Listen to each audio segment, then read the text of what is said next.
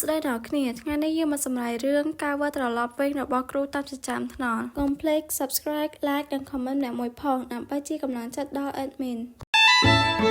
មានសត្វវាយវើមួយក្បាលបានហោះក្រឡឹងពេញមេឃមានសេរីភាពលើសពីអ្នកណាទាំងអស់នឹងឃើញបុរសម្នាក់កំពុងតែរត់គាត់កំពុងតែគេចពីអ្វីមួយព្រមទាំងគិតទៀតថានោះហើយគឺជាមូលហេតុដែលខ្ញុំតាំងចិត្តថានឹងឈប់ធ្វើការជាអ្នកដោះស្រាយបញ្ហានោះទៀតឲ្យគ្រូសាម៉ាដូដ៏អស្ចារ្យនៃត្រកូលឌីខ្ជូឡានបានក្តាប់ដៃនិងគិតបន្តទៀតថាវាគឺជាហេតុផលតែមួយគត់ដែលធ្វើឲ្យខ្ញុំសម្រេចចិត្តលាឈប់គេក៏បានកាត់មកដល់នៅពេលមួយក្នុងចំណោមពួកឯងគឺនៅសតតែឯងម្នាក់ចុងក្រោយគេប៉ុណ្ណោះអ្នកដែលនិយាយនេះគឺជាតួឯកប្រុសរបស់យើងប្រុសដែលត្រូវតួឯកប្រុសរបស់យើងចាប់បាននិយាយទី1ឯងបានលាក់បាំងសមត្ថភាពពិតរបស់ឯងខ្ញុំមិនដែលរំពឹងថាវាជារឿងបែបនេះសោះទាំងពីមាត់របស់អ្នកដោះស្រាយបញ្ហាម្នាក់នោះមនុស្សដែលចាំតែបោសម្អាតរឿងស្អុយរលួយឲ្យពួកអភិជនជាឆ្កែបម្រើដ៏ស្មោះត្រង់និងជាកូនកញ្ចេះដែលគេអាចបោះបង់ចោលពេលណាក៏បានគូប្រុសរបស់យើងក៏បានដកសភៅមួយចេញពីក្រោយខ្នងគឺយើងទេជាអ្នកសួរនេះមែនទេជាសភៅមន្តអាគមនោះបុរសនោះបានឆ្លើយពិតមែនហើយបុរសនោះបានសួរទៅតួឯកប្រុសរបស់យើងតែអ្នកពិតជាគិតថាពួកគេចង់ប្រមូលផ្ដុំមនុស្សទាំងអស់នេះគ្រាន់តែចាប់ប្រមាញ់មួយក្បាលមែនទេប្រុសបានឆ្លើយតែទោះជាយ៉ាងណាខ្ញុំស្មានថាពួកត្រកូលឌីខ្ជូឡានចូលចិត្តដើរជាហ្វូមដូចជាពួកឆ្កាណាថាទៅហើយពួកប្រុសរបស់យើងក៏បានសួរទៅបុរសនោះទៀតថាចុះតើខ្ញុំប្រើវាយ៉ាងម៉េចទៅបុរសនោះបានឆ្លើយតបថាខ្ញុំក៏មិនដឹងដែរប្រុសយើងនៅពេលដែលឮដូច្នេះហើយក៏បានសម្លឹងទៅមើលសៀវភៅនោះសិនបើពួកត្រកូលឌីខ្ជូឡានដល់លុបលំទាំងនោះថារបស់នេះគឺជាអ្វីនោះពួកគេប្រកាសជាមិនយកវាមកចាក់សោទុកក្នុងបន្ទប់សម្ងាត់បែបនេះឡើយសូម្បីតែរបៀបប្រើវាក៏ពួកគេមិនដឹងផងតែនៅតែតាមប្រមាណខ្ញុំមកដល់ទីនេះទៀតដូច្នេះមានន័យថារបស់នេះពិតជាមិនតម្លៃមែនហើយមើលទៅរត់ដែលត្រូវទូប្រុសយើងចាប់បាននិយាយថាបើឯងព្រមប្រកល់សៀវភៅមន្តអាគមនឹងមកឲ្យយើងឥឡូវនេះយើងនឹងជួយប្រាប់ឲ្យមេគ្រួសារមានក្តីមេត្តាខ្លះដល់ឯងហើយជាលោកម្ចាស់នឹងអនុញ្ញាតឲ្យអ្នកដោះស្រាយបញ្ហាដូចជាឯងវាត្រឡប់ទៅកន្លែងដើមវិញក៏ថាបានទូប្រុសយើងឮដូច្នេះហើយបានញញឹមឡើងនិងនិយាយឡើងថាគ្រាន់តែជាអ្នកគ្រប់គ្រងពួកអ្នកដោះស្រាយបញ្ហាសងសម្ដីធំម្លេះយើងទាំងពីរនាក់សុទ្ធតែដឹងច្បាស់ថាឯងគ្មានអំណាចដល់ថ្នាក់នឹងទេព្រោះយើងក៏បានលើកទានបុរសនោះឡើងលើឡើងថាឯងមានពាក្យសម្ដីអ្វីចង់ផ្ដែផ្ដាំជាចុងក្រោយទេនៅពេលភ្លាមនោះផងដែរដូចជាមាននរណាម្នាក់កំពុងតែដើរមកមានថាមពលអស្ចារ្យព្រោះយើងក៏បានងាកទៅមើលបុរសម្នាក់ដែលកំពុងតែដើរមកនោះតែគិតថាខ្លួនឯងកំពុងតែស្ថិតនៅក្នុងគ្រោះថ្នាក់ហើយដែលបានដើរមករកតួប្រុសពេលបានដើរបណ្ដើរនិងបញ្ចេញធម្មពលបណ្ដើរបាននិយាយទៅសារតួប្រុសថាអញពិតជាមានវិញ្ញាណរហ័សមែនព្រោះយើងបានគិតខានជួបមនុស្សដែលមានរស្មីសម្រាប់គួរឲ្យរន្ធត់ដល់ថ្នាក់នេះយូរហើយបាននិយាយរីករាយណាស់ដែលបានស្គាល់អ្នកទាំងគួរសមហើយនាំឈ្មោះរបស់ខ្លួនឯងយើងមានឈ្មោះថា Fan Renvo Di Xulan យើងគឺជាមេដឹកនាំនៃត្រកូល Di Xulan ដែលជាត្រកូលមន្តអាគមដល់មហិមាមួយក្នុងចំណោមត្រកូលទាំងឡាយយើងរៀងភ្ញាក់ផ្អើលបន្តិចពេលដឹងថាអ្នកនៅចំពោះមុខគេនោះគឺជាមេដឹកនាំនៃត្រកូល Di Xulan ដឹកនាំនៃត្រកូល Di Xulan បាននិយាយថាឥឡូវនេះបើឯងមានប្រកាន់ទេយើងសូមយកសៀវភៅមន្តអាគមនោះមកវិញហើយចាំយកសៀវភៅនោះមកឲ្យយើងសិនទៅចាំយើងបន្តការសន្ទនារបស់យើងទៀតរបស់យើងបានទៅក្នុងចិត្តថាខ្ញុំបានធ្វើជាអ្នកដោះស្រាយបញ្ហាអស់រយៈពេលជាច្រើនឆ្នាំមកហើយខ្ញុំបានចំណាយពេលអស់ជាងពាក់កណ្ដាលជីវិតដើម្បីបម្រើត្រកូលឌីខ្ជូឡានប៉ុន្តែនេះគឺជាលើកដំបូងបង្អស់ដែលខ្ញុំបានជួបមុខគេផ្ទាល់ត្រកូលឌីខ្ជូឡានគឺជាត្រកូលមន្តអាគមដ៏អស្ចារ្យបំផុតប្រចាំនៅភាគខាងកើតនៃទ្វីបនេះហើយបុរសម្នាក់នេះត្រូវបានគេពោលថាជាកំពូលគ្រូមន្តអាគមដែលខ្លាំងពូកែបំផុត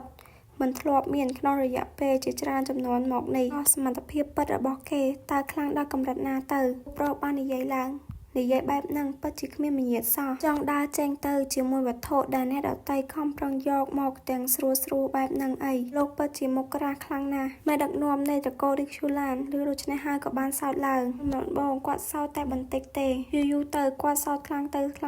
ហើយតួឯកប្រុសរបស់យើងក៏បានសោតផងដែរខាងក្រៅឃើញតួប្រុសយើងកំពុងសោតតែក្នុងចិត្តកំពុងតែគិតថា ចង្រៃប៉ិតមែនខ្ញុំគួរតែដកខ្លួនចេញឲ្យឆ្ងាយពីសត្វវៃវូនៅតាំងពីមានឱកាសម្លេះសំណាក់អាក្រក់អ្វីសំណាក់អាក្រក់យ៉ាងនេះមិននឹកស្មានសោះថាមេដឹកនាំត្រកូលឌីខ្ជូឡានបង្ហាញខ្លួនដោយផ្ទាល់បែបនេះសោះមួយជីវិតនេះខ្ញុំមិនដែលបានជួបគ្រូមន្តអាគមណាដែលមានមហិទ្ធិឫទ្ធិខ្លាំងក្លាដល់ថ្នាក់នេះឡើយនាំនៃត្រកូលឌីខ្ជូឡានបានអត់ឈើច្រត់និងនិយាយថាខ្ញុំអាចនឹងសម្លាប់ឯងហើយដណ្ដើមយកសៀវភៅមន្តអាគមមកវិញឥឡូវនេះក៏បានដែរប៉ុន្តែឥឡូវនេះឈប់និយាយច្រើនចូលសាច់រឿងតែម្ដងចុះត្រឡប់មកក្រោមស្លាបនៃត្រកូលឌីខ្ជូឡានវិញទៅប្រសិនបើឯងគ្រាន់តែប្រកល់សៀវភៅមន្តអាគមនោះមកឲ្យយើងដោយសន្តិវិធីយើងនឹងអត់ឱនរាល់កំហុសទាំងឡាយណាដែលឯងបានសាងឡើងតាំងពីដើមរហូតមកដល់ពេលនេះអ្នកដឹកនាំនៃត្រកូលឌីខ្ជូឡាននៅតែបន្តបញ្ចុះបញ្ចូលតួឯកប្រុសរបស់យើងតែឯងគិតយ៉ាងណាដែរ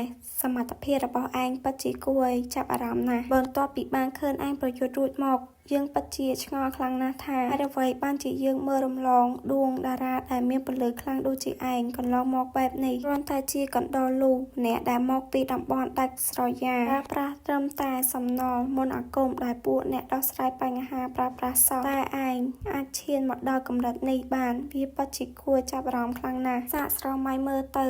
តើឯងនឹងអាចឈានទៅដល់កម្រិតខ្ពង់ខ្ពស់ដល់ថ្នាក់ណាប្រសិនបើឯងទទួលបានការជ្រោមជ្រែងពីត្រកូលឌីខ្ជូឡាននោះប្រុសរបស់យើងកំពុងតែងើយទៅលើមេឃមើលទៅសត្វក្អែកកំពុងតែហោះហើរដោយមានសេរីភាពនោះតែឯមេដឹកនាំឌីខ្ជូឡានវិញនៅតែបន្តនិយាយបញ្ចុះបញ្ចូលតួឯកប្រុសរបស់យើងព្យាយាមហៅតួប្រុសរបស់យើងឲ្យចូលមកត្រកូលឌីខ្ជូឡានវិញហើយជាការពិតណាស់ឯងត្រូវតែប្រកល់សៀវភៅមន្តអាគមនោះត្រឡប់មកឲ្យយើងវិញប្រុសយើងក៏បានឆ្លើយយល់ព្រមមេដឹកនាំនៃត្រកូលឌីខ្ជូឡានលើដូច្នេះហើយពិតជាសប្បាយចិត្តណាស់គាត់ថាតួប្រុសយើងព្រមចោះចូលជាមួយគាត់ហើយនាំឌីខ្ជូឡាននិយាយឡើងថាយើងរីករាយណាស់ដែលឯងចេះគិតគូរវែងឆ្ងាយបែបនេះបានលូកដៃទៅយឺតដើម្បីទទួលយកសៀវភៅនោះឥឡូវនេះ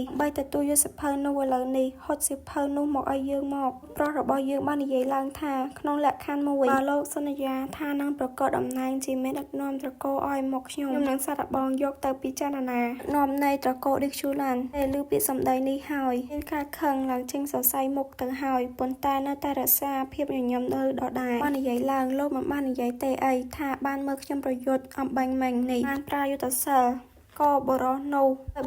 បានស្លាប់ទៅបានសម្លាប់រួចទូប្រុសយើងក៏បាននិយាយឌឺទៅមេដឹកនាំនៃត្រកូលឌីខ្ជូឡានថាតើអ្នកអាចរាប់បានទេថាខ្ញុំបានសម្លាប់ប្រមាណអ្នកដោយប្រើរបស់នេះនាំនៃត្រកូលឌីខ្ជូឡានឬដូច្នេះហើយពិតជាខឹងមែនតើបាននិយាយឡើងថាអញ្ចឹងនេះគឺជាការសម្រេចចិត្តរបស់ឯងមែនទេឯងអាចនឹងស្លាប់ណាដឹងខ្លួនទេឯប្រុសរបស់យើងពេលដូច្នេះហើយដូចជារៀងភ័យបន្តិចនឹងបានគិតថាការប៉ិតណាស់ពេលគិតរួចគេក៏បានហក់ទៅបានចេញថាមពលវាទៅមេដឹកនាំនៃត្រកូលឌីខ្ជូឡាននិយាយថាសម្រាប់រូបគេប្រហែលជាអញ្ចឹងមែនហើយទូប្រុសយើងក៏បានប្រាថ្នាមពលយ៉ាងខ្លាំងវាយទៅលោកមេដឹកនាំនៃត្រកូលឌីខ្ជូឡានមេដឹកនាំនៃត្រកូលឌីខ្ជូឡានក៏បានបើកថាមពលការពារហើយយើងព្រមតែនិយាយឡើងថាសម្ដីវាគ្មានតម្លៃអ្វីឡើយចាំមើលទៅថាតើអ្នកណាប្រកាសដែលនឹងខ្លាចជាអ្នកឈ្នះនៅទីបញ្ចប់ដឹកនាំនៃត្រកូលឌីខ្ជូឡានក៏បាននិយាយឡើងថាបានហើយយើងស្មានថាឯងចេះដឹងខុសត្រូវខ្លះតែតាមពិតឯងគ្រាន់តែជាក្មេងដែរមិនស្គាល់ងងឹតភ្លឺតែប៉ុណ្ណោះទៅ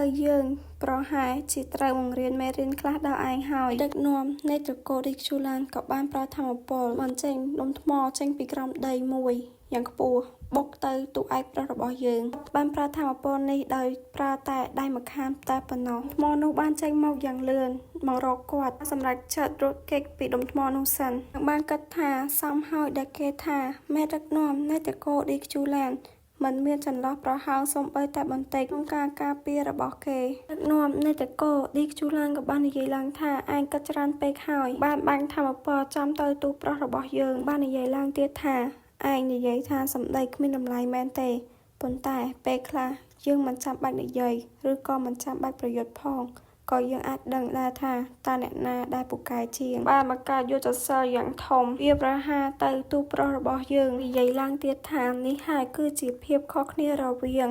ឯងនិងយើងពលមួយនោះបានបង្កើតជាការផ្ទុះយ៉ាងធំទៅតួឯកប្រុសរបស់យើងធ្វើឲ្យខ្ទាតទៅបុកនឹងភ្នំនាំនៃត្រកូលឌីខ្ជូឡានក៏បាននិយាយឡើងខ្ញុំបានបញ្ឈប់ខ្លួនឯងទាំងដែលបន្តិចទៀតនឹងសម្លាប់ឯងទៅហើយ ដូច្នេះប្រាប់ខ្ញុំមកតើឯងមានអារម្មណ៍ចង់និយាយគ្នាឬនៅឯងក៏បានរំសាត់ម្ដងបន្តិចម្ដងប្រុសយើងក៏បាននិយាយឡើងថាវានឹងមានអ្វីកើតឡើងបើយើងនិយាយថាយើងនឹងលួចចកូនចំពោះមុខឯងនោះបើយើងសុខចិត្តត្រឡប់ទៅរស់ក្នុងស្រមោលនៃត្រកូលឌីកឈូឡានវិញដឹកនាំនៃត្រកូលឌីកឈូឡានក៏បានសួរថាតើនេះគឺជាជម្រើសរបស់ឯងមែនទេបានឃើញស្រមោលទូប្រុសយើងងើបឡើងវិញទូប្រុសយើងក៏បានឆ្លើយតបថាខ្ញុំមានថ្ងៃនឹងចូលត្រកូលឌីកឈូឡានវិញទេក៏ចាប់ផ្ដើមប្រើវីតាមីនខ្ញុំល្មមនឹងឈប់រស់នៅដូចជាឆ្កែបម្រើរបស់លោកហើយប្រុសយើងបាននិយាយចប់រួចក៏បានប្រើវីតាមីនជាចុងក្រោយរបស់ខ្លួនបាញ់ទៅអ្នកដឹកនាំនៃត្រកូលឌីកឈូឡាននិយាយថាតើមានមនុស្សល្ងងឯណាដែលព្រមលួនត្រឡប់ទៅធ្វើជាឆ្កែបម្រើ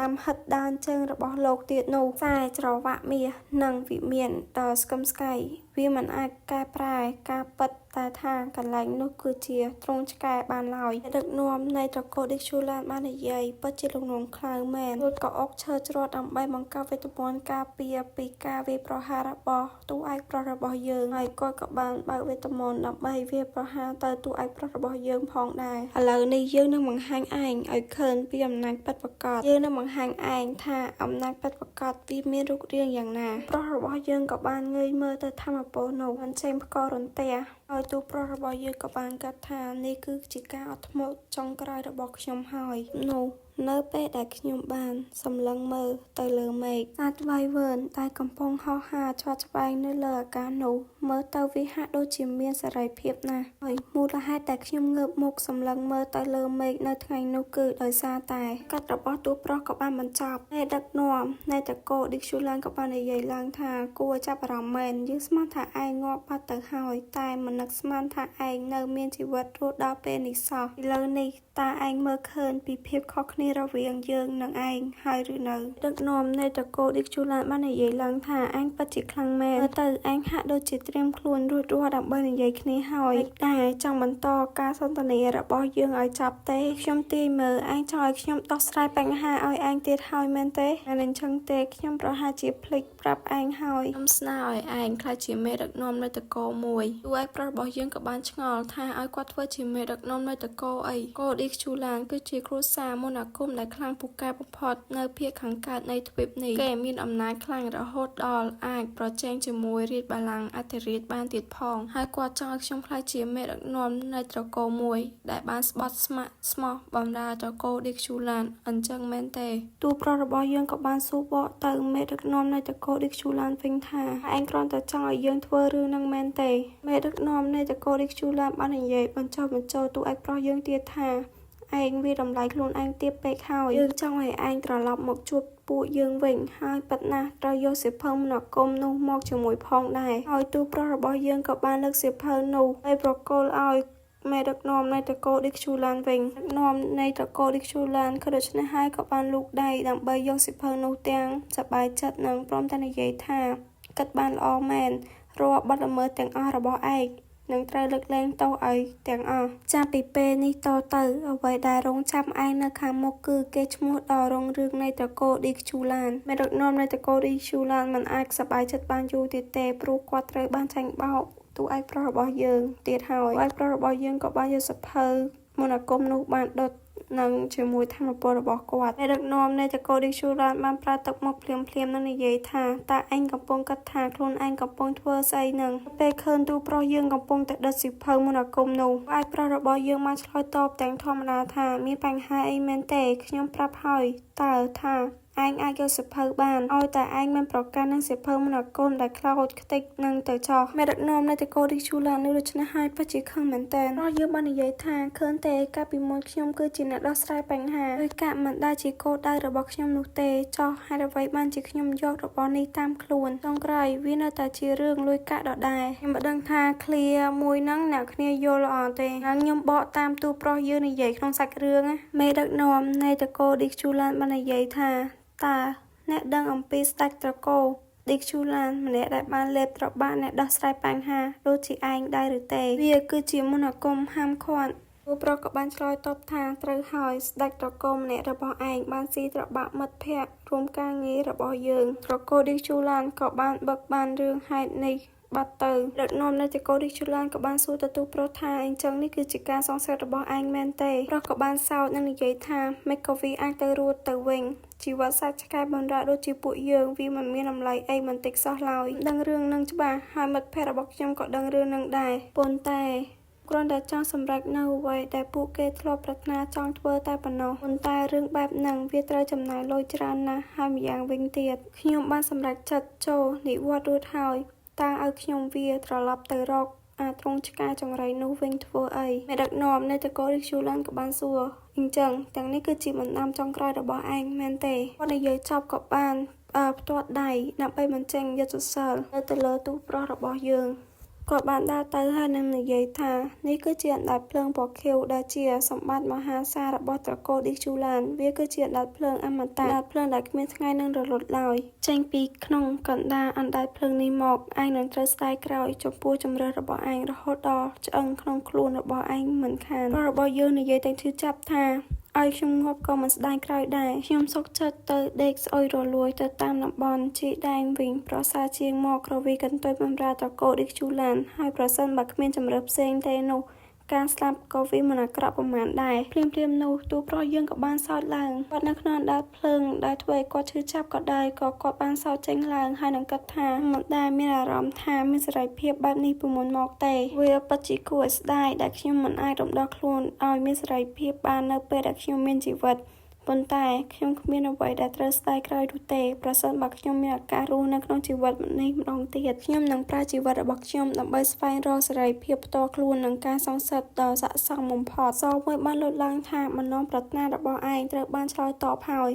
ទូប្រុសរបស់យើងក៏អាចបំបែកវេទមន្តបានជាវេទមន្តអណ្ដាតភ្លើងរបស់មេដឹកនាំនៃតកូឌីជូឡានប្រុសរបស់យើងក៏បានឆ្ងល់ហើយថាតើមានរឿងអ្វីកើតឡើងហើយអ្វីបានជាគ្រប់យ៉ាងនៅស្ងៀមឈឹងបែប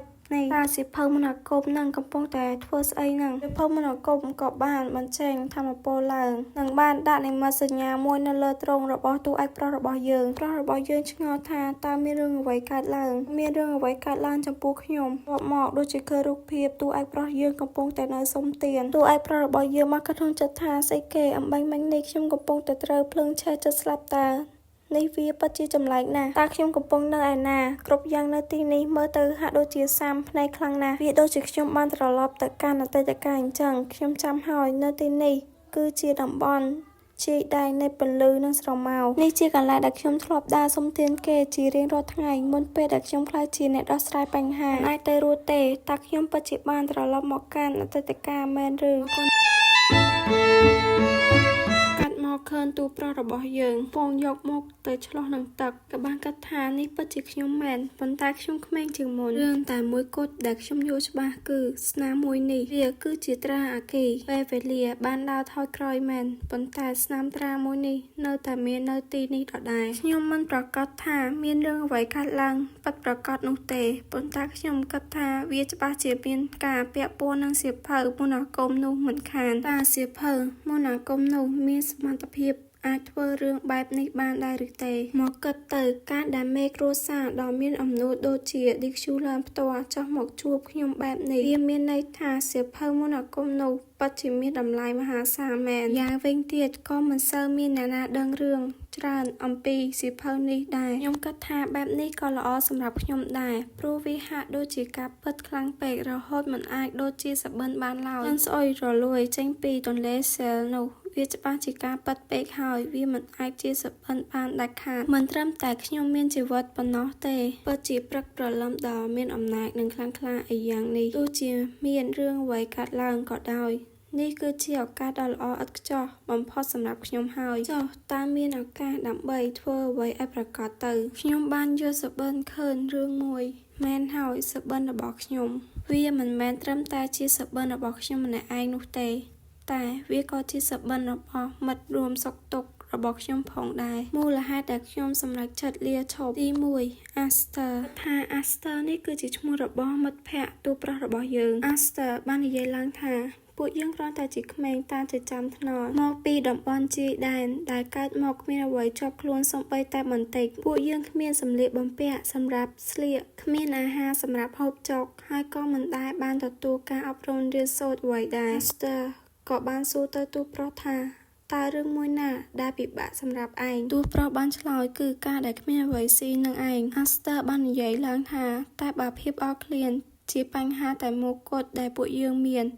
ปุยเยืองก็มันแทลกโคลนดอจำนวนนี้ได้อัสเตอร์สู้เตียทาตาไอกัดทาเมียนฮัดพอระไว้บ้านเจียจีวัดปุยเยืองเวทเนดอทนะนังตัวเพราะระบอยยืนฉลอยทาขยมเป็นจัดนังจีวัดบอกขยมนาหรือตัวไอเพราะระบอยยืนฉลอยเพลียวใบนี้เกก็มีตักมุกข้างเหมือนติดได้บ้านใหญ่ทามูลฮัดไอจีวัดปุยเยืองเวียออนอักระแบบนี้คือดาซาตายเพราะกับบ้านใหญ่การสำเนาทาขยมปรับหอยตาทาขยมเหมือนไอเต้สตาร์ลูดิชในหายปัจจิคังเกใหญ่ก็แองจิงก็ไว้นาเกมันคังเพราะยังเป็ดแต่เคยตักโมกอัสตาร์ลูดิชในหายกับบ้านใหญ่ทาโอเคขยมกับโปรสตาร์หอยเพราะเราบอกยังบ้านใหญ่แต่คันอัสตาร์ทาคุยคล้ายนะเมื่อแซฟในสำหรับสำเริงจองซีไซด์ระบอกไอเดจอกอัสตาร์ใหญ่ล้างทากาได้เหมือนอาดินสดบานนู้หายก็เจียเวเดสไรดาวทอบอมพอดระบอกชมเพราะสั้นบาปุยยังบ้านเรียนสดมีจำแนกดังปุยเยอะก็เหมือนจำใบในโดสัจกายบำร้างไอปุยแบบนี้ได้เพราะสั้นบามีไงน้ำมวยแต่ขยมบานเรียชอบแมนนูขยมหนัง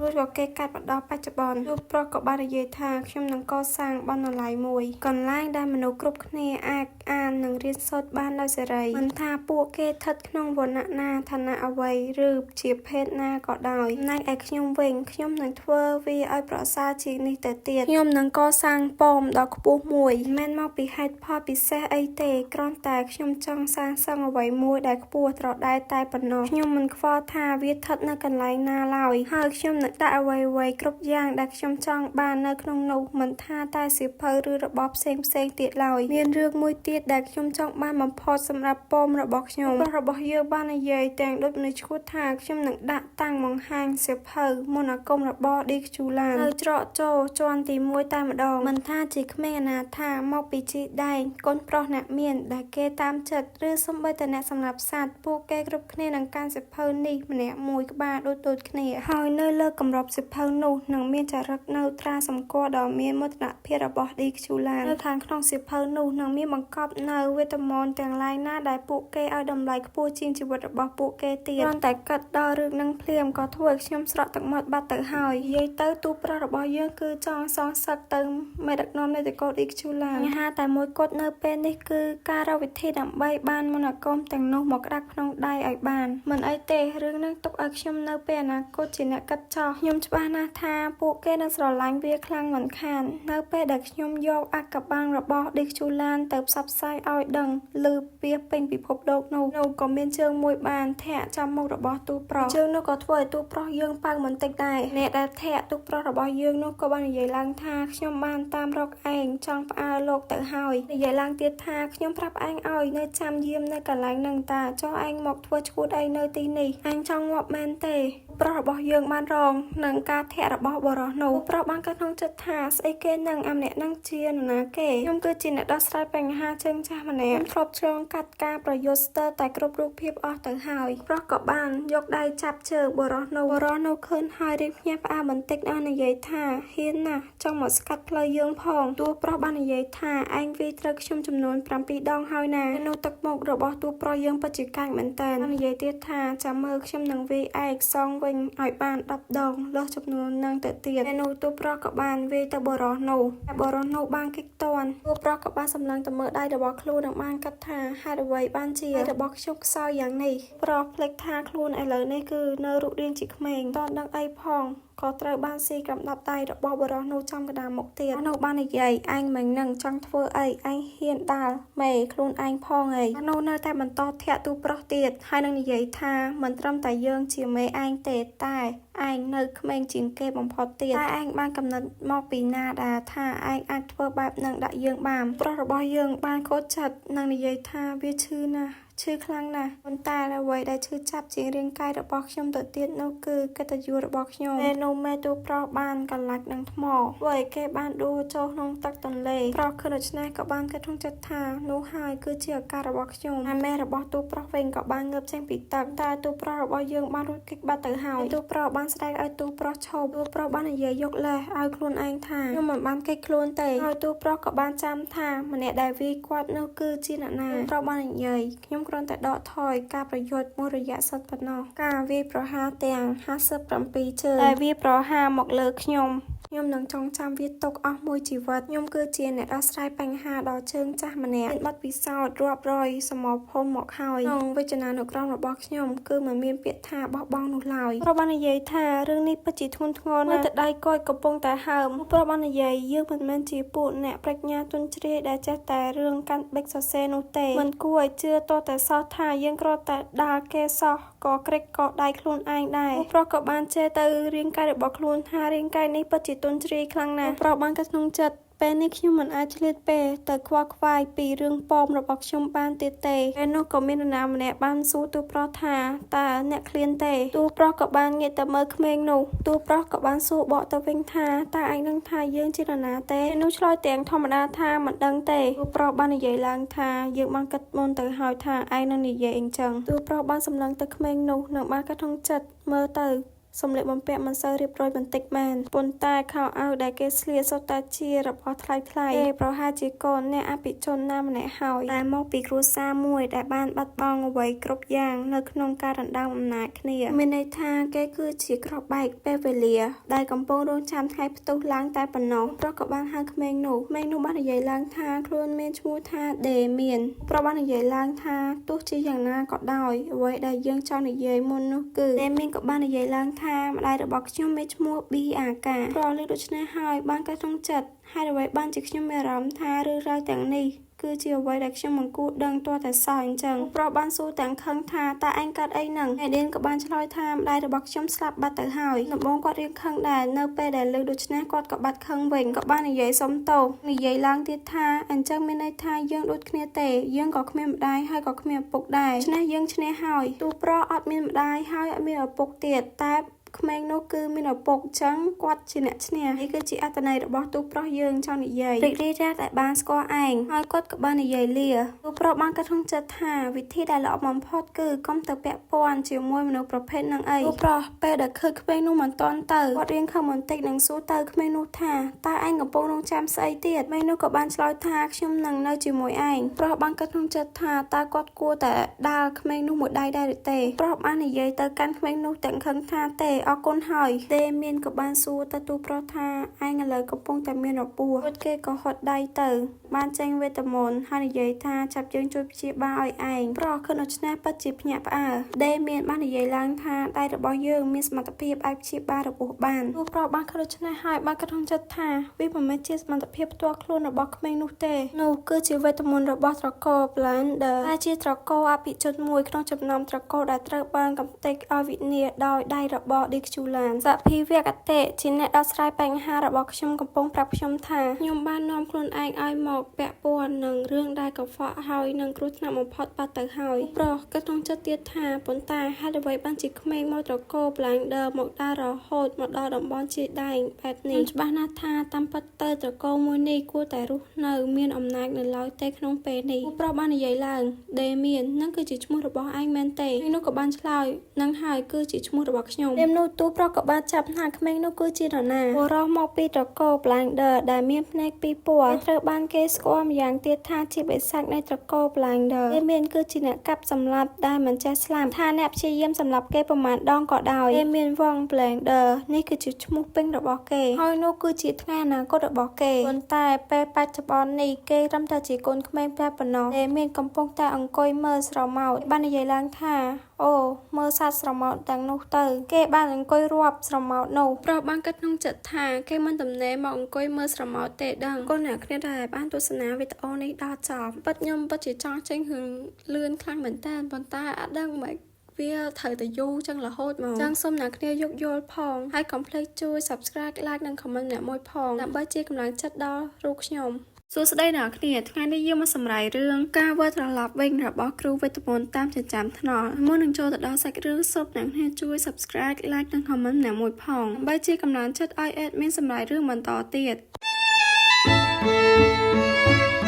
នៅជាអ្នកដោះស្រាយបញ្ហានៅឡើយមុនពេលដែលខ្ញុំវិលត្រឡប់ទៅកាន់អតីតកាលវិញពួកយើងត្រូវបានគេបញ្ជូនទៅកាន់ផ្ទះត្រកូល Blender ពួកប្រុសក៏បាននិយាយឡើងហ ហេតុអីក៏ត្រូវអូសពួកយើងចូលទៅពាក់ព័ន្ធដែរ Co-blender គួរតែមានសមត្ថភាពដោះស្រាយបញ្ហាផ្ទាល់ខ្លួនរបស់ពួកគេបានតើភ័ក្ររបស់ទូប្រុសបាននិយាយឡើងថាតើនរណាទៅដឹងថាពួកថ្នាក់លើទាំងនោះកំពុងគិតអ្វីខ្ញុំឮថាមានសត្វចម្លែកមួយក្បាលនៅក្នុងត្រកូល Blender តាមពីចចាមរាមសត្វចម្លែកនោះបានសម្លាប់មនុស្សអស់រាប់សិបនាក់រួចទៅហើយទូប្រុសបាននិយាយឡើងថាសត្វចម្លែកតើវាដូចជាអូកាមែនទេសត្វចម្លែកអូកានឹងគឺជាយក្សដែលស៊ីសាច់មនុស្សអ្នកគ្នាតែខ្ញុំក៏អត់ដឹងថាគេហៅចឹងឬក៏យ៉ាងម៉េចដែរចាខ្ញុំដាក់រូបឲ្យមើលនៅពេលដែលទូប្រុសបានមកដល់គាត់ដូចជាបានឃើញអ្វីមួយដែលគួរឲ្យខ្លាចវាគួរឲ្យខ្លាចជាងពួកយ៉ាអូកឺទៅទៀតវាអាក្រក់លើសពីអ្វីដែលខ្ញុំបានគិតឆ្ងាយណាស់ខ្ញុំបានមើលមនុស្សម្នាក់កំពុងហែករាងកាយមនុស្សម្នាក់ទៀតជាបំណែកហើយគេថែមទាំងសោកយ៉ាងសប្បាយខណៈពេលដែលគេកំពុងតែហែករាងកាយជនរងគ្រោះរបស់គេជាបំណែកសត្វចម្លែកនៃត្រកូល Blender គេគឺជាអ្នកកាប់សម្លាប់ដែលមិនចេះស្លាប់ថាអ្នកព្យាយាមសម្លាប់គេអស់ប្រមាណដងក៏ដោយក៏គេនៅតែមិនស្លាប់ដែរគេគឺDemon Wong Blender ហើយនោះគឺជារឿងថ្ងៃអនាគតរបស់គេឥឡូវនេះគេ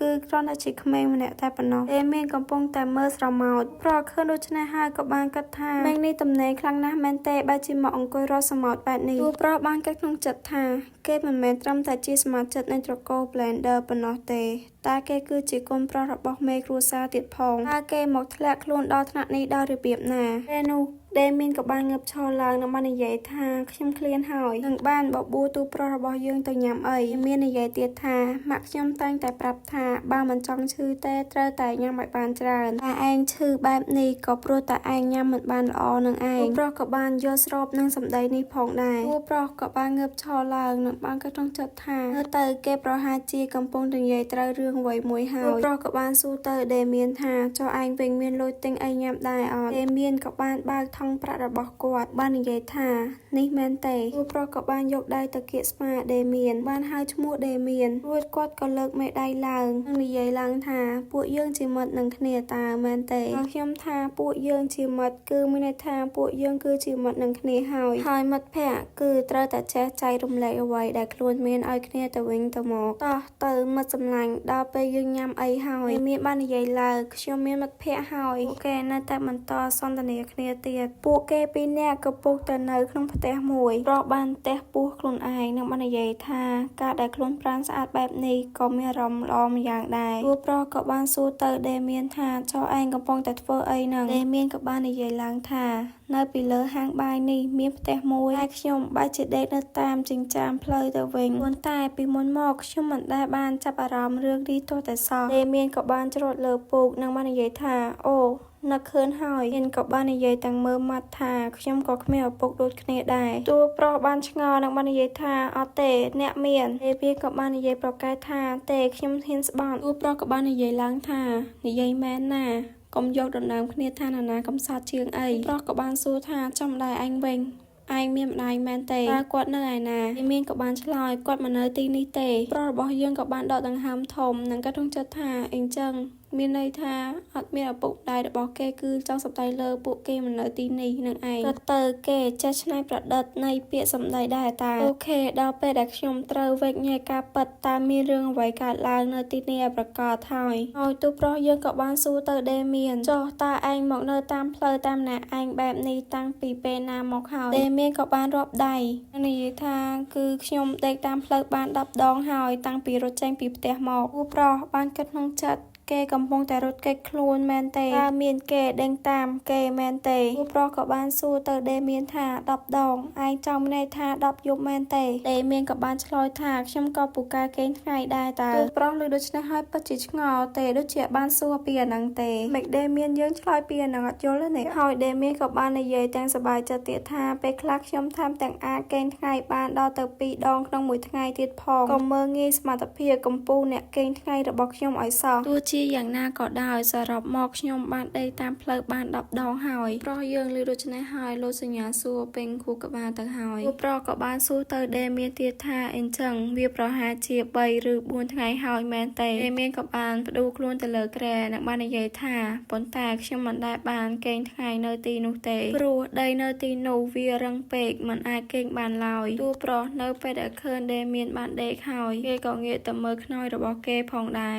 បានប្តេជ្ញាខ្លួន ខ្លួនទៅលើខ្នងនោះផងដែរពួកប្រុសបានគិតថាដេមៀននេះពិតជាចម្លែកខុសគេមែនគាត់បានគិតក្នុងចិត្តទៀតថាយ៉ាងណាក៏ដោយចុះខណៈពេលដែលគេកំពុងតែដើរនៅតំបន់ព្រំដែននេះខ្ញុំនឹងដើរតួជាអ្នកមើលថែក្មេងឲ្យគេសិនទៅចុះការស្គាល់មនុស្សនៅក្នុងត្រកូល Blender អាចនឹងមានប្រយោជន៍សម្រាប់ខ្ញុំនៅថ្ងៃក្រោយកន្លែងនេះក៏មិនសូវជាស្រណុកប្រមាណដែរការមានទំនាក់ទំនងជាមួយត្រកូល Blender អាចជួយខ្ញុំបានច្រើននៅពេលដែលខ្ញុំត្រូវប្រឈមមុខនឹង Dixulan នៅថ្ងៃណាមួយម្យ៉ាងវិញទៀតនៅក្នុងវិមានរបស់ពួកអភិជនគឺតែងតែសម្បូរទៅដោយសៀវភៅអានមិនចេះអស់ប៉ុន្តែមានរឿងមួយដែលខ្ញុំត្រូវធ្វើជាមុនសិនការគុំគួនពីការវាយប្រហារទាំង57លើកនោះនៅតែដុតរោក្នុងទ្រុងរបស់ខ្ញុំនៅឡើយហើយគេក៏បានកាត់មកដល់ពេលឥឡូវវិញប្រុសក៏បាននិយាយទៅកាន់ដេម៉ានថាដេម៉ានឥឡូវខ្ញុំត្រូវសម្រាកហើយកុំមកក្បែរខ្ញុំឲ្យសោះយល់ទេបើឯងហ៊ានតែមកក្បែរឯងនឹងស្ដាយក្រោយមិនខានបន្ទាប់មកទូប្រុសក៏បានកេងលក់ទៅតែទូប្រុសរបស់យើងបានគិតក្នុងចិត្តថាការពិជាតិមុនខ្ញុំតែងតែពឹងផ្អែកលើការប្រើវេទមន្តបែបបត់ស្តង់ដារសម្រាប់អ្នកដោះស្រាយបញ្ហាតែវាអាចជួយខ្ញុំបានត្រឹមតែមួយកម្រិតប៉ុណ្ណោះហើយជាមូលហេតុដែលខ្ញុំធ្លាប់លួចចូលផ្ទះពួកអភិជនដើម្បីលួចសៀវភៅមន្តអាគមរបស់ពួកគេខ្ញុំស្ទើរតែត្រូវគេសម្លាប់បាត់ទៅហើយនៅពេលដែលគេដឹងខ្លួននឹងខឹងខ្ញុំប៉ុន្តែវេទមន្តដែលខ្ញុំរៀនតាមរបៀបនេះពិតជាមានប្រយោជន៍ខ្លាំងណាស់ឧទាហរណ៍ដូចជារូបកាយដែកថែបរបស់មេតបវិជាតាក់ទងនឹងវិញ្ញាណវិជាកោះហៅវិជាគីមីសាស្ត្របុរាណនិងមន្តអាគមចម្រុះផ្សេងទៀតជាច្រើនប៉ុន្តែនៅចំពេលដែលស្ថិតក្នុងស្ថានភាពស្លាប់រស់ខ្ញុំបែរជាបានជួបប្រទះនៅអំណាចម្យ៉ាងដែលចេញពីសុបិនអាក្រក់បំផុតហើយនោះជាមូលហេតុដែលជាថ្មីម្ដងទៀតមាគានៃ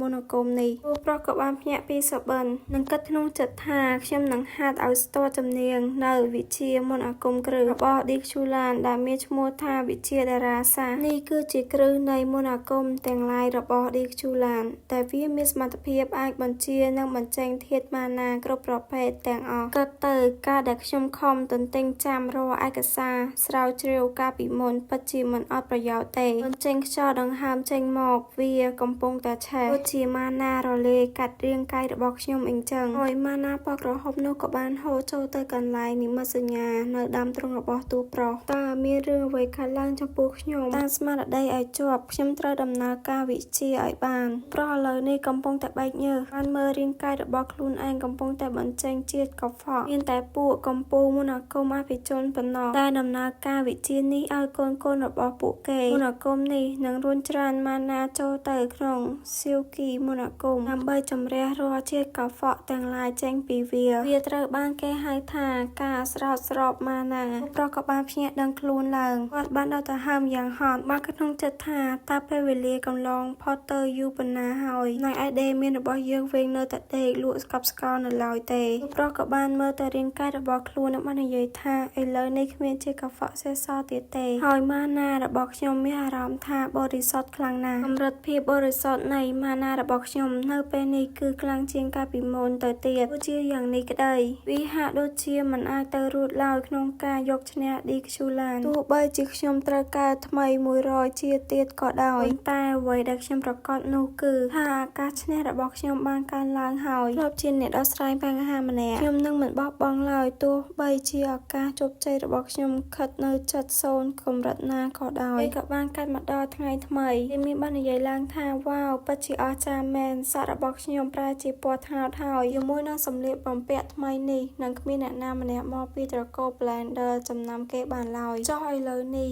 រឿងមួយដែលខ្ញុំត្រូវធ្វើគឺមានក៏បានសួរទៅទូប្រុសថាតើឥឡូវនេះពួកយើងនឹងធ្វើអ្វីទៅទូប្រុសក៏បានងាកមកនិងបាននិយាយជាគាត់មានកម្រងការរួចទៅហើយពួកយើងនឹងទៅវាយពួកវាមានបរិសម្នាក់ដូចជាកំពុងតែងើបពីគេងគេបានងើយទៅមើលលើមេឃនិងបាននិយាយថាខ្ញុំបានគេលក់ស្រួលណាស់ពិតជាថ្ងៃល្អដ៏ស្រស់បំព្រងមែនបរិសនេះប្រហែលជាមេរបស់ទូប្រុសហើយនៅពេលដែលឃើញទូប្រុសមកគេបាននិយាយថានេះគឺជាអពៈមួយដែលរត់តើមេរបស់ទូប្រុសបាននិយាយទៀតថាអាឡប់ឯងដើរទៅងាប់នៅឯណាទៅតែមកដល់ហើយមើលចោះសម្លៀកបំពាក់ឯងនោះនេះឯងទៅមុតទឹកក្នុងទន្លេសៀលមកមែនទេក្មេងម្នាក់នេះជានរណាមើលទៅហឺហាណាស់តើគ្រាន់តែនិយាយចាប់ភ្លាមទូប្រុសក៏បានសងទៅមួយដៃវិញពួកអពៈនោះបានដេកស្ប៉ាតនៅលើដីទៅទូប្រុសបាននិយាយទៀតថាដោយសារតែខ្ញុំ ខ្ញុំនៅចាំមុខឯងច្បាស់ដឹងថាខ្ញុំមករកមិនខុសកន្លែងទេបាននិយាយតែកំណាយថាឯងចំពាក់ខ្ញុំ120ដៃទៀតរៀបចំខ្លួនទទួលយកវាទៅគ្នារបស់ពួកនោះក៏បានឃើញនាំគ្នាស្រែកថាស្អីគេនឹងមានរឿងអ្វីនឹងពួកវាក៏បានហៅគ្នាមកជាច្រើនអ្នកផងដែរហើយមានម្នាក់បាននិយាយថាតាម្នាក់នឹងគឺជារណាទៅហើយក៏មានបុរសម្នាក់ក៏បាននិយាយដែរថានោះមិនមែនជាប្អូនប្រុសរបស់យើងទេអីប្រុសបាននិយមទាំងកំណាចនឹងបាននិយាយថាអូសុទ្ធតែមនុស្សដែលស្គាល់គ្នាសោះតើហើយយើងមើលទៅពីអ្នកគេពិតជាលយមែនតើគួរឲ្យខ្លាចមែនទេខ្ញុំចង់មានន័យថាវាពិតជាគួរឲ្យខ្លាចណាស់ដែលត្រូវអង្គុយមើលខ្ញុំសាកល្បងសមត្ថភាពខ្លួនឯងថាតើខ្ញុំអាចទៅបានឆ្ងាយដល់កម្រិតណាសម្រាប់ថ្ងៃនេះ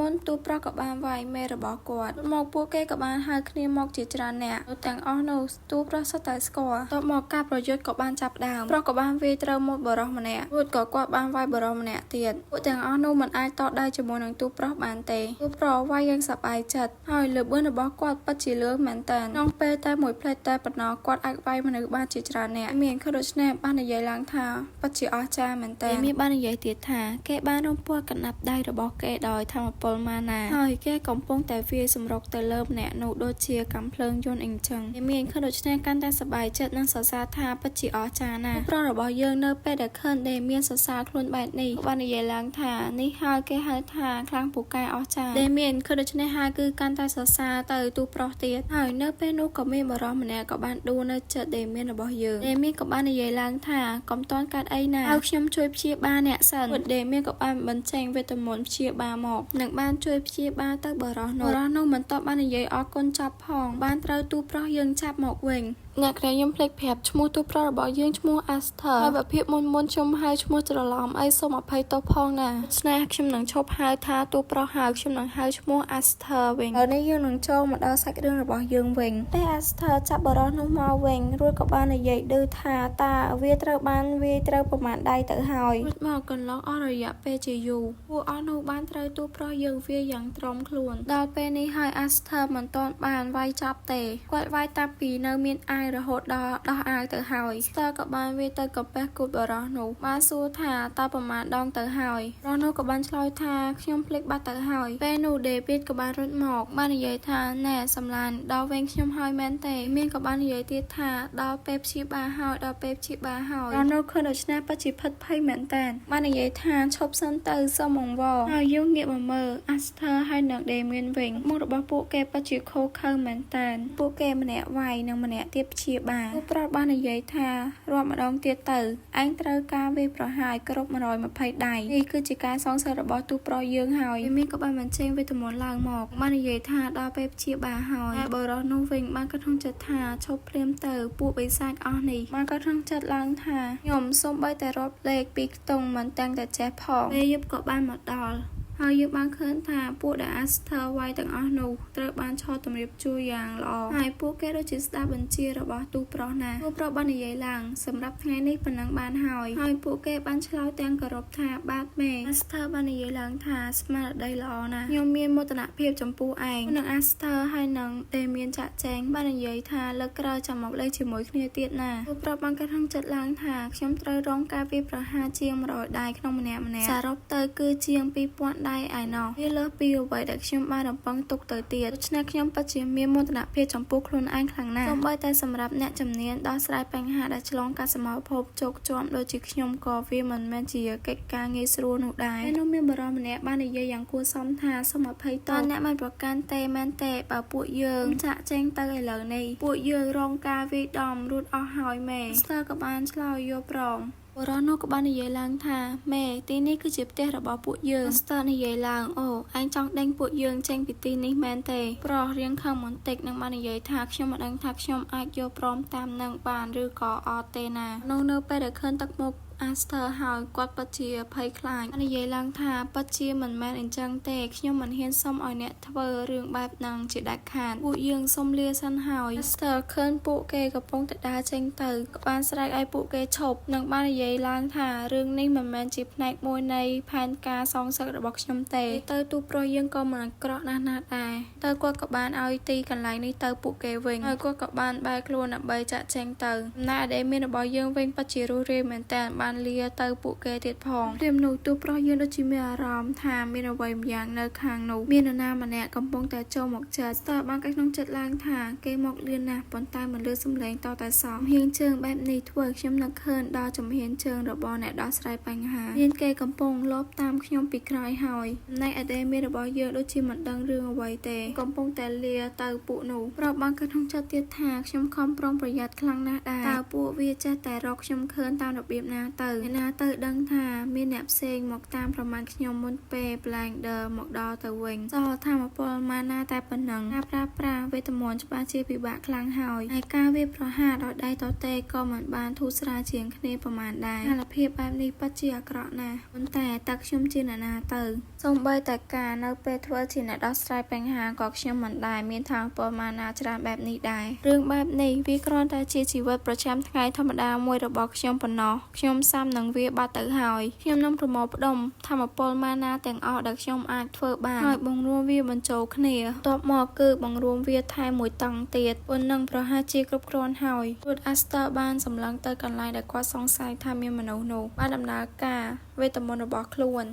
គាត់ដូចជាបំរុងនឹងបាញ់ទៅហើយគាត់បើគិតក្នុងចិត្តថានេះគឺជាឱកាសតែមួយគត់របស់ខ្ញុំបានឃើញបរិសម្នាក់បានរត់មកយ៉ាងលឿនបន្ទាប់មកគាត់ក៏បានរត់មកដល់ហើយនឹងលោតចង្គន់ចុះ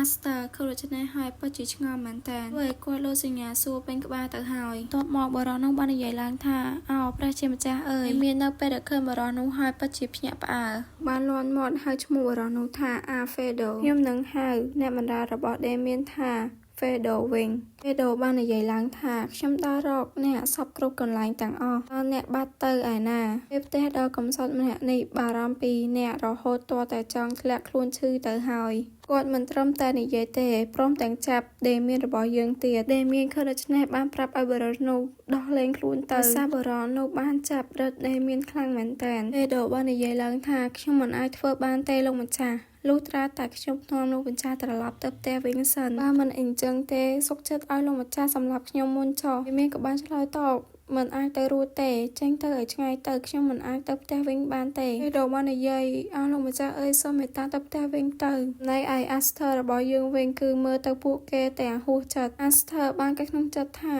អូអញ្ចឹងន័យដែលគាត់ថារត់គេចពីផ្ទះគឺចង់សម្ដៅលើការរត់ចេញពីផ្ទះសោះហើយទឹកមុខរបស់ Aster របស់យើងទៅក៏ដឹងថាគាត់ពិតជាហួសចិត្តជាមួយដេមៀនខ្លាំងមែនតើFedo ក៏បានចាប់ដេមៀនរបស់យើងទៅតែទឹកមុខរបស់ដេមៀនដូចជាមិនចង់ទៅនោះទេFedo បាននិយាយឡើងថាស្លាប់ហើយពួកយើងមកបង្កការភ្ញាក់ផ្អើលនៅចំពោះមុខមនុស្សច្រើនផ្អើលអស់ទៅហើយក៏បានណែនាំខ្លួនទៅឲ្យ Aster របស់យើងខ្ញុំបាទឈ្មោះ Alfredo ខ្ញុំជាមេផ្ទះនៃគ្រួសារ Blinder ប្រុសរបស់យើងក៏បាននិយាយរាក់ទាក់ថារីករាយណាស់ដែលបានស្គាល់ខ្ញុំមានឈ្មោះថា Aster Fedo ក៏បាននិយាយឡើងមើលទៅដូចជាលោកម្ចាស់ដែលមានពេញចិត្តនឹងអ្នកខ្លាំងណាស់និយាយតែញញឹមទៀតថាប្រសិនបើអ្នកមិនប្រកាន់ទេខ្ញុំចង់អញ្ជើញអ្នកទៅលេងគ្រួសារ Blinder ជាមួយពួកយើង Aster លោកដូច្នេះហើយដូចជាមានរាងការសង្ស័យបាក់គិតក្នុងចិត្តថាគ្រួសារ Blinder មនុស្សដូចជាខ្ញុំនឹងឯងតាមធម្មតាពួកគ្រួសារអភិជនតែងតែខ្ពើមរអានឹងភាពកខ្វក់នឹងរើសអើងពួកវណ្ណៈទាបណាស់ខ្ញុំមិនយល់ទេថាហេតុអ្វីបានជាគាត់ចង់ឲ្យខ្ញុំនៅទីនេះតែអនាគតវាហួសទៅហើយមិនសំខាន់ទេ Aster ក៏បាននិយាយឡើងនិងបានគិតក្នុងចិត្តទៀតថាជាយ៉ាងណាក៏ដោយកន្លងមកខ្ញុំកំពុងតែស្វែងរកឱកាសដើម្បីបង្កើតទំនាក់ទំនងជាមួយគ្រួសារ Blinder នឹងផងពិតជាអំណោយផលល្អណាស់ដែលគ្រួសារ Blinder ស្ថិតនៅលើផ្លូវឆ្ពោះទៅកាន់ទីក្រុង Hazit យ៉ាងវិញទៀតវិទ្យាស្ថានស្គីយ៉ុងល្បីថាជាវិទ្យាស្ថានដ៏ល្អបំផុតប្រចាំភាគខាងកើតក៏ស្ថិតនៅក្នុងក្រុងHazit នោះដែរបណ្ណាល័យនៅទីនោះក៏ជាបណ្ណាល័យដ៏ល្អបំផុតថែមទៀតផងក្នុងការដែលខ្ញុំមានបំណងចង់បង្កើតបណ្ណាល័យដ៏អស្ចារ្យបំផុតមួយដែរនោះការទៅទស្សនាទីនោះគឺពិតជាមិនខាតបង់ឡើយ Aster ក៏បានឱនក្បាលគោរពនិងទទួលយកសំណើនេះព្រមទាំងនិយាយអរគុណទៀតផង Fedo បាននិយាយឡើងសូមអញ្ជើញតាមសម្រួលខ្ញុំនឹងទៅនាំរទេះសេះមកឥឡូវនេះសូមរងចាំមួយផ្លែត เพราะก็បានចាប់យកអាវមកពាក់នឹងខ្លួនរបស់គាត់វិញគាត់បានកាត់ឡើងថារឿងនេះវាខុសពីផែនការបង្កើតបណ្ណាល័យរបស់ខ្ញុំបន្តិចមែនតែវាក៏មិនខាតបង់អ្វីដែរឥឡូវនេះបើអញ្ចឹងដល់ពេលត្រូវទៅភ្លក់មើលហើយថាហូបអាហារនៅគ្រួសារ Blender ឆ្ងាញ់ខ្លាំងកម្រិតណាគេក៏បានធ្វើដំណើរមកដល់គ្រួសារ Blender បម្រើក៏បាននិយាយថាសូមស្វាគមន៍មកកាន់គ្រួសារ Blender ប្រុសក៏បានចុះពីរទេះសេះបានកើតក្នុងចិត្តថានេះគឺជាការមកទស្សនកិច្ចផ្លូវការលើកដំបូងរបស់ខ្ញុំហើយអូនេះគឺជាភូមិគ្រឹះ Blender តើដូបាននិយាយឡើងថាយប់ជ្រៅណាស់ទៅហើយសូមសម្រាប់ឲ្យបានផាសុខភាពនៅយប់នេះចុះក៏បានណែនាំថានេះគឺជាឡានស៊ីសិនជាអ្នកមានការអ្វីអាចប្រាប់គាត់បានឡានស៊ីបាននិយាយឡើងអញ្ជើញតាមផ្លូវនេះម្ចាស់ដេមៀនបាននិយាយរបស់ឡានស៊ីពិតជាគួរឲ្យកាចដេមៀនឃើញដូច្នេះបាននិយាយឈ្មោះថាឡានស៊ីតែមានអារម្មណ៍ថាដេមៀននិយាយដូចជាល្អិតចិត្តអ្វីមួយអញ្ចឹងដូចជាគាត់បានធ្វើខុសអ្វីមួយបន្ទាប់មកក៏លើសំឡេងដេមៀនរបស់យើងបាននិយាយថាឡានស៊ីខ្ញុំសុំទោសឡានស៊ីជាដេមៀនរបស់យើងកំពុងតែត្រូវទរណកម្មរបស់ឡានស៊ីអញ្ចឹងក៏បានកាច់មកដល់ក្នុងផ្ទះរបស់ Blender វិញេដូកំពុងតែដើរទៅកន្លែងណាមួយ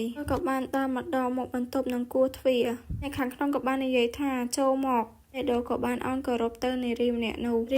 ក៏បានសួររកថាចុះដេមៀននៅឯណាេដូក៏បាននិយាយឡើងថាខ្ញុំបានរកឃើញគាត់នៅតំបន់ទី7នៃព្រំដែនពន្លឺនិងស្រមោលខ្ញុំទើបតែបានជួនដំណើរគាត់ត្រឡប់មកដល់ផ្ទះវិញអំបញ្ញមិញនេះឯងខ្ញុំគិតថានារីម្នាក់នេះប្រហែលជាម្ដាយរបស់ដេមៀនហើយនៅពេលហ្វេដូបាននិយាយចប់បន្ទប់ប្រើជាស្ងប់ស្ងាត់ពេលនោះធម្មពលភ្លើងបានហោះមករកហ្វេដូរបស់យើងម្ដាយរបស់ដេមៀនបាននិយាយឡើងថាតំបន់ទី7នៃតំបន់ព្រំដែននឹងមែនសួរទាំងខឹងសម្បាទៀតថាតើដេមៀនមិនអីទេមែនតើមានរឿងអ្វីកើតឡើងចំពោះគេដែរឬទេប្រសិនបើមានរឿងអ្វីប៉ះពាល់ដល់សក់មួយសរសៃរបស់កូនប្រុសខ្ញុំពេលដូបាននិយាយទាំងស្ងប់ស្ងាត់ថាសូមមេត្តាលោកស្រីទុកឲ្យខ្ញុំបកស្រាយសិនហើយរបស់ដេមៀនបានអង្គុយចុះគាត់ដូចជាបានបន្ធូរបន្ថយកំហឹងរបស់គាត់ហើយគាត់ក៏បាននិយាយឡើងថាខ្ញុំយល់ហើយអញ្ចឹងតើរឿងរ៉ាវពិតប្រាកដវាអញ្ចឹងសោះខ្ញុំគិតថាហ្វេដូបានបញ្យល់រឿងរ៉ាវទៅឲ្យម៉ាក់ដេមៀនរួចទៅហើយប៉ុន្តែអ្នកពន្ធមិនបានរៀបរាប់អ្វីច្រើនទេ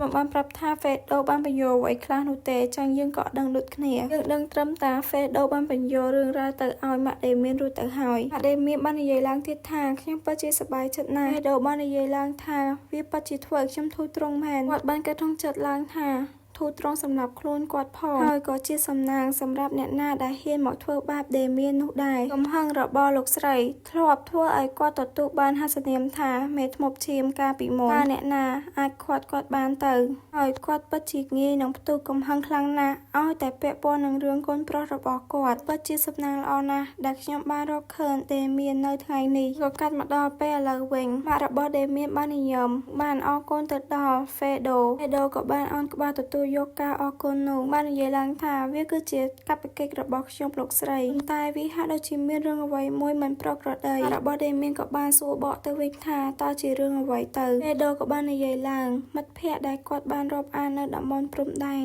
ម៉ាក់របស់ដេមៀនក៏បានសួរបកទៅវិញថាឈ្មោះ Aster មែនទេចុះគេមានរឿងអីដេមៀនក៏បាននិយាយឡើងគេដឹងមុនថាខ្ញុំកំពុងដើរចូលទៅចិត្តគេបានត្រៀមខ្លួនវាបកតបដូចជាស្រេចតាំងពីមុនពេលខ្ញុំបង្ហាញខ្លួនតែទៀតហើយនៅពេលដែលពួកយើងប្រឈមមុខគ្នានៅក្នុងដៃរបស់គេគឺមានកាន់គ្រាប់បែបម៉ាណាម៉ារបស់នេះមានលើដូច្នេះក៏បានកាត់បន្តិចនិងនិយាយឡើងថានោះពិតជាទេពកោសល្យដ៏អស្ចារ្យខ្លាំងណាស់ក្មេងម្នាក់ដែលមានសមត្ថភាពកម្រិតនឹងនៅតំបន់ព្រំដែនពន្លឺនិងស្រមោលអីចឹងដូក៏បាននិយាយឡើងហេតុដូចនេះហើយលោកស្រីតើខ្ញុំអាចសុំស្នើការសន្យាមួយបានទេហើយគេក៏បានរៀបរាប់ប្រាប់ថាតើហ្វេដូបានស្នើសុំសន្យាអ្វីពីម៉ាក់របស់ដេមៀននោះទេក៏កាត់បន្តព្រឹកថ្ងៃស្អែកហ្វេដូក៏បានបើកទ្វារបន្ទប់របស់ Aster និងបាននិយាយឡើងថាតើអញព្រមធ្វើជាអ្នកបន្តវេនរបស់ខ្ញុំដែរឬទេខ្ញុំគិតថានេះគឺជាសំណើរបស់ហ្វេដូសូមទៅកាន់ម៉ាក់របស់ដេមៀនហើយមើលទៅ Aster របស់យើងលើដូច្នេះហើយពិតជាភ្ញាក់ផ្អើលហ្វេដូក៏បានគិតក្នុងចិត្តថាខ្ញុំដឹងថាខ្ញុំសួរធ្វើឲ្យគេភ្ញាក់ផ្អើលបន្តិចហើយតែគេច្បាស់ជាព្រមទទួលយកមិនខានព្រោះយ៉ាងណាក៏ដោយខ្ញុំជាមេផ្ទះរបស់គ្រួសារពីជនដ៏ខ្ពង់ខ្ពស់មួយណា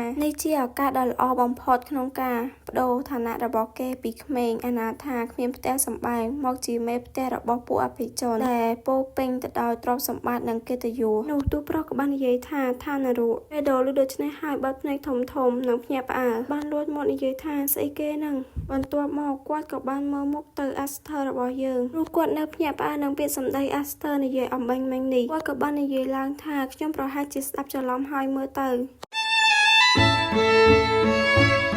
ពេលហ្វេដូលឺអាស្ទើនិយាយដូច្នេះពាក្យនិយាយថាទៅឋានរុនឹងអាចជាមានន័យពីរអ្នកគ្នាន័យមួយទៀតគឺលើថាដូចជាអត់ខ្វល់ហើយបើបកជាន័យចំគឺជាឋានរុនឹងឯងពិតជាភ្ញាក់ផ្អើលនិងនិយាយលន់មាត់ថាស្អីគេគាត់នឹកស្មានមិនដល់ថាអាស្ទើរបស់យើងមិនចង់បានតំណែងនេះគាត់បានមើលទៅអាស្ទើរបស់យើងបានគិតក្នុងចិត្តឡើងថាខ្ញុំមិនយល់ពីប្រតិកម្មរបស់ក្មេងប្រុសនេះទេហើយជាខ្ញុំស្ដាប់ច្រឡំហើយមើលទៅពេលនោះដេមៀនក៏បានអើតមកនិយាយឡើងថាអំបញ្ញមិញអ្នកទៅតែនិយាយពីអាសារុសមែនទេអាស្ទើនៅពេលដែលឮដេមៀននិយាយដូច្នេះគាត់ក៏បានទៅខ្ទប់មាត់របស់ដេមៀនបាននិយាយតបទៅហ្វេដូវិញថាខ្ញុំមានអារម្មណ៍ថាជាកិត្តិយសណាស់ដែរអ្នកបានសុំឲ្យខ្ញុំធ្វើជាអ្នកបន្តវេនរបស់អ្នកប៉ុន្តែខ្ញុំចូលចិត្តអ្វីគ្រប់យ៉ាងដូចពេលបច្ចុប្បន្ននេះជាងទោះជាយ៉ាងណាក៏ដោយខ្ញុំពិតជាអរគុណខ្លាំងណាស់សម្រាប់ការផ្ដល់ឱកាសនេះដូក៏បាននិយាយឡើងថាបើអញ្ចឹងហើយវាបានជាអ្នកមិននិយាយបានត្រឹមនេះគាត់ក៏បានឈប់វិញហើយនឹងនិយាយថាអូខ្ញុំយល់ហើយគាត់បានកើតក្នុងចិត្តទៀតថា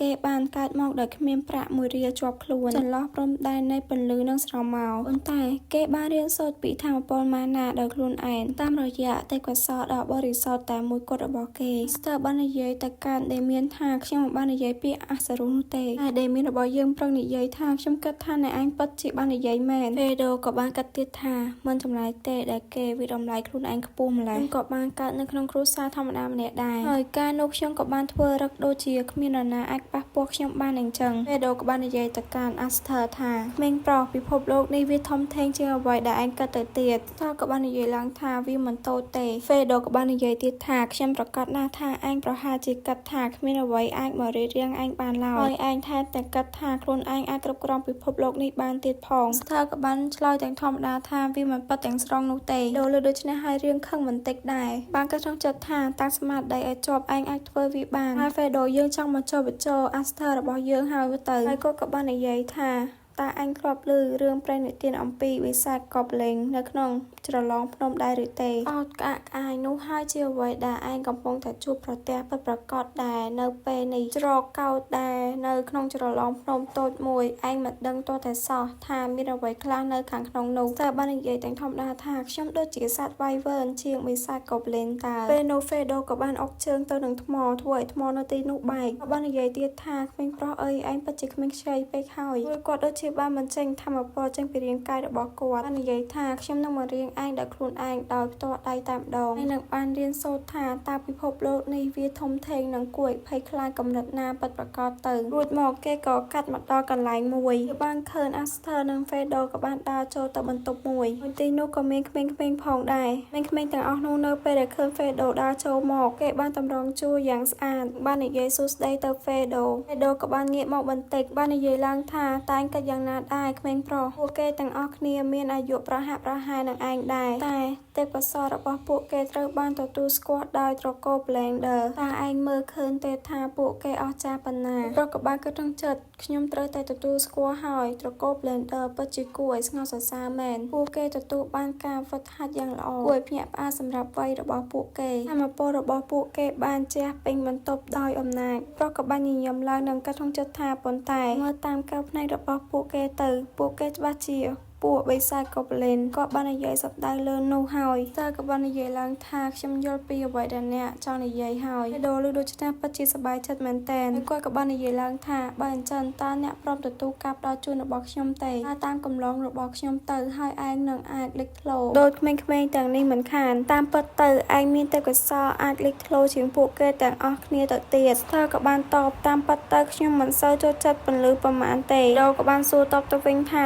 ក្មេងប្រុសតើ ឯងចង់មានន័យថាយ៉ាងម៉េចតបមកក៏មាននរណាម្នាក់បានហៅ Fedo ក៏បានសួរថា Winston តើឯងមានអ្វីចង់និយាយហើយអាប៉ែតនេះមានឈ្មោះថា Winston ក៏បាននិយាយឡើងថាបើគេពិតជាយល់ពីអ្វីដែលលោកផ្ដល់ឲ្យគេមែននោះគេច្បាស់ជាមិនបដិសេធការផ្ដល់ជូនរបស់លោកឡើយមើលទៅតាមការដែលគេបដិសេធលោកបែបនេះឃើញថាគេច្បាស់ជាមិនទាន់ជឿជាក់នៅឡើយទេដោយមានការអនុញ្ញាតពីលោកខ្ញុំចង់បង្ហាញឲ្យគេឃើញពីអ្វីដែលគេកំពុងតែបាត់បង់Fedoក៏បានសួរបកទៅវិញថាតើឯងចង់មានថាជាការប្រកួតមែនទេ Winston បាននិយាយឡើងខ្ញុំមិនហៅវាថាជាការប្រកួតនោះទេខ្ញុំគ្រាន់តែចង់បង្ហាញឲ្យគេស្គាល់រសជាតិនៃអ្វីដែលហៅថាវេទមន្តបន្តិចប៉ុណ្ណោះFedoក៏បានកាត់ប្រហែលជាមានអំណួតបន្តិចហើយមើលទៅតែវាមិនមែនជាកំណត់អាក្រក់តតែសោះFedoក៏បានសួរទៅ Aster វិញតើឯងគិតយ៉ាងណាដែរក្មេងប្រុសចង់សាកល្បងក្បែរកូនជាមួយគាត់ទេ Aster បានគិតក្នុងចិត្តថាខ្ញុំដឹងច្បាស់ណាស់ថាពេលនេះពួកគេច្បាស់ជាស្អប់ខ្ញុំខ្លាំងកម្រិតណាសម្រាប់ពួកគេខ្ញុំគ្រាន់តែជាក្មេងអនាថាតាមជាចាំថ្នមម្នាក់ដែលមានសំណាងប៉ុណ្ណោះមានអ្វីលើសពីនឹងឡើយ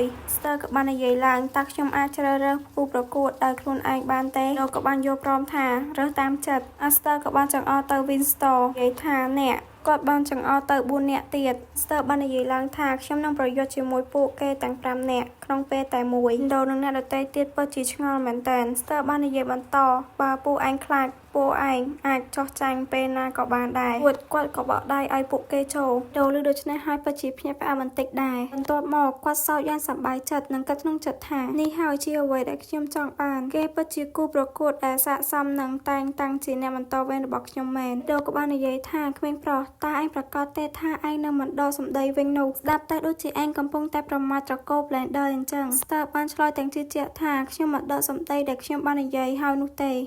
Fedo ឬដូច្នេះហើយក៏បាននិយាយថាអូខេបើអញ្ចឹងចាប់ផ្ដើមទៅរយៈពេល1នាទីបើឯងអាចទប់ទល់បាន60វិនាទីខ្ញុំនឹងមានរង្វាន់ឲ្យឯងតែបើឯងធ្វើមិនបានទេឯងត្រូវតែទទួលខុសត្រូវចំពោះពាក្យសម្ដីដែលឯងបាននិយាយតើបានគិតក្នុងចិត្តថាតាមរយៈសម្ដីនោះគាត់មានន័យថាគាត់នឹងបង្ខំឲ្យខ្ញុំធ្វើជាអ្នកបន្តវេនរបស់គាត់គឺធ្វើជាអ្នកបម្រើម្នាក់ដូចគាត់ដែរបរិះចាស់នេះគាត់គិតថាគាត់អាចចងខ្ញុំបានមែនទេ Star ក៏បានឡើងទៅកន្លែងប្រកួតរងម្នាក់ចិត្ត Fedo ក៏បានសួរទៅ Fedo ថាលោកម្ចាស់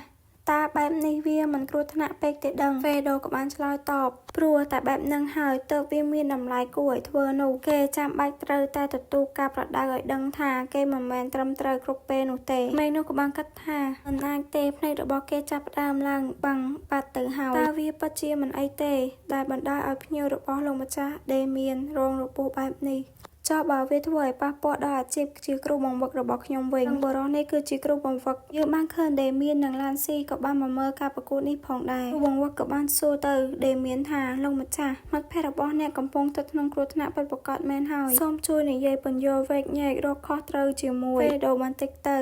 ដេមៀនក៏បាននិយាយឡើងថាអីគេខ្ញុំក៏ចង់ទៅលេងជាមួយពួកគេដែរទៅដេមៀនរបស់យើងគិតថានេះគឺជាការលេងសើចតែចង់ចូលទៅព្យាបាលនិងឲ្យ Aster របស់យើងវាយបន្តទៀតគ្រូបង្វឹកនោះលើដូច្នេះហើយហួសចិត្តនឹងនិយាយថាព្រះអើយអានស៊ីក៏បាននិយាយឡើងថាលោកម្ចាស់បើលោកចូលរួមអ្នកម្ដាយរបស់លោកច្បាស់ជាមិនសប្បាយចិត្តទេមានលើដូច្នេះហើយបាននិយាយថាមិនខ្វល់ទេFedoក៏បាននិយាយទៅកាន់គ្រូបង្វឹកថាតើលោកកំពុងធ្វើអ្វីនឹងបន្តការប្រកួតទៅគ្រូបង្វឹកការមិនអាចបញ្ចុះបញ្ចូលគេបានគាត់ពិតជាខូចចិត្តមែនតើគាត់បានគិតក្នុងចិត្តថាបញ្ជាគឺត្រូវតែជាបញ្ជាខ្ញុំបានធ្វើអស់ពីសមត្ថភាពហើយអានស៊ីបានងាកមើលទៅដេមៀនបន្តិចនិងនិយាយទៅកាន់ដេមៀនថាខ្ញុំនឹងត្រឡប់មកវិញភ្លាមសូមកង្កត់ចង់ទៅទីនោះឲ្យសោះណាណែឯគ្រូបង្វឹកពេលគាត់ដើរទៅទាំងមិនចង់ទៅមានក៏បានឆ្លើយតបមិនអីទេខ្ញុំមិនទៅទេគ្រូបង្វឹកគាត់ក៏បានដើរមកដល់កន្លែងការប្រកួតក៏បាននិយាយឡើងថាឲ្យខ្ញុំពន្យល់ពីច្បាប់ការប្រកួតបន្តិចការប្រកួតនឹងធ្វើឡើងតាមវេនគ្រូបង្វឹកនោះនិយាយមិនទាន់ចប់ផងFedoក៏បាននិយាយកាត់ឡើងថាដូរមកលេងបែបចម្រូចេញទាំងអស់វិញទៅគ្រូបង្វឹកឮដូច្នេះហើយក៏បានគិតក្នុងចិត្តថាយ៉ាងណាក៏ដោយចោះគ្រូបង្វឹកក៏បាននិយាយឡើងថាការប្រកួតនេះនឹងប្រើទម្រង់ចម្រូចេញទោះជាយ៉ាងណាក៏ដោយការប្រកួតអាចនឹងត្រូវបានបញ្ឈប់នៅពេលណាក៏បានតាមការសម្រេចចិត្តរបស់លោកគ្រូបង្វឹក Star បានសម្លឹងទៅមើលគូប្រកួតក៏សម្លឹងមកមើល Aster ផងដែរ Star បានខំថ្មីនឹងគិតក្នុងចិត្តថាមានណាថាស្មោះគ្រប់វាគិតថាវាក្អេងក្អាងណាស់មែនទេគ្រាន់តែដោយសារលោកម្ចាស់ដែលមាននិងមេផ្ទះផ្ដល់ការយកចិត្តទុកដាក់ជាពិសេសដល់វានោះយើងនឹងកំទេចវាហើយបង្ហាញឲ្យគ្រប់គ្នាឃើញពីសមត្ថភាពពិតរបស់វាគ្រូបង្វឹកបាននិយាយឡើងថាចូលកន្លែងត្រៀមក៏ធ្វើសញ្ញាឲ្យនិយាយថាចាប់ផ្ដើមប៉ុន្តែនិយាយចាប់ផ្ដើមភ្លាម Star ក៏បានត្រូវមក វេទមន្តហើយ Winster គឺដូច្នេះបានគិតក្នុងចិត្តថាបាញ់មិញនេះជាស្អីនឹងខ្ញុំដល់ដង្ហើមមិនរួចទេគាត់បានគិតក្នុងចិត្តថាជួយផងតែអ្នកនៅជុំវិញរបស់គាត់ដូចជាមិនអាចជួយគាត់បានទេពួកគេបានដេកដួលអស់ទៅហើយ Aster បាននិយាយឡើងថាឯងនិយាយថាចង់មកប្រដៅយើងមែនទេបានបញ្ចេញថាពលមកបាននិយាយឡើងថាយើងគិតថាវាច្រឡំផ្ទុយទៅវិញទេដឹងគាត់បាននិយាយឡើងទៀតថាច្បាប់ទី1ផ្កាភ្លើងដ៏ទូចបំផុតក៏អាចបង្កជាភ្លើងឆេះព្រៃយ៉ាងសន្ធោសន្ធៅបានដែរ Aster ឃើញដូច្នេះហើយបានគិតក្នុងចិត្តថាបែបម៉ាណាវាគ្រាន់តែប្រើប្រាស់ការគ្រប់គ្រងម៉ាណាកំណត់ដំបងតើមែនទេតាមធម្មតាវាស៊ីថាពលម៉ាណាខ្លាំងណាស់សូវមានប្រយោជន៍ក្នុងការប្រយុទ្ធនោះទេក៏បាននិយាយទៀតថាហើយច្បាប់ទី2កងវាតម្លៃសៀវភៅតែទៅលើសម្បកក្រៅមកគាត់ក៏គប់ម៉ាណានោះទៅណែឯម៉ាណានោះបានហោះទៅបុកក្បាលរបស់ពួកគេ Master បាននិយាយទៀតថាច្បាប់ទី3ពិភពលោកនេះធំធេងហើយក៏គួរឲ្យខ្លាចណាស់ដែរមកគាត់ក៏មកដល់មុខ Winster បានយាងកំណាប់បាយវាយទៅមុខរបស់គេធ្វើឲ្យ Winster ប៉ើងទៅយ៉ាងឆ្ងាយ Master បាននិយាយឌឺថាយើងហៀបនឹងញាត់មេរៀនទាំងនេះចូលខួរក្បាលពួកឯងហើយតាមកត់ទុកតាមក្រោយទៅ Winster ក៏បានងើបឡើងនិងបាននិយាយតែមិនអស់ចិត្តថាស្អីគេនេះមិនមែនជាវេទមន្តទេ Master ក៏បានរត់ទៅយ៉ាងលឿននិងបាននិយាយថាវាជាវេទមន្តតើគាត់ក៏បានធាក់មុខ Winster ម្ដងទៀតបាននិយាយឡើងថាវាជាវេទមន្តនៃមុខវិជ្ជារូបវិទ្យា